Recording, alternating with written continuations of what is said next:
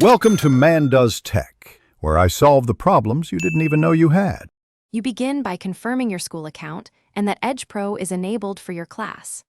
Sign in to Edgenuity with your school email and password. This links your profile to teacher settings. Once done, open the assigned course and find the EdgePro tab or embedded link. It's often inside the unit navigation. Make sure pop-ups are allowed and your browser is updated. These small checks prevent blocked content, so EdgePro launches smoothly when you click to start. You'll now launch the diagnostic or lesson module and engage EdgePro's features actively.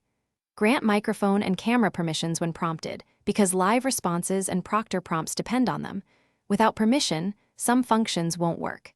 As you progress, use the Note tool for quick facts, highlights for key lines, and the question tool to flag confusing parts. Once you use these, EdgePro records interactions for teacher review, which helps explain your thought process and supports feedback. Complete the session by submitting your work and confirming the completion status in Edgenuity. You should see the module marked done.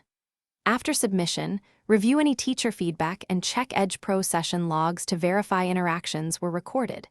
If something goes wrong, like audio failing or a module not saving, clear your browser cache and restart, then try again. If problems persist, capture a screenshot and contact school tech support with user ID and time.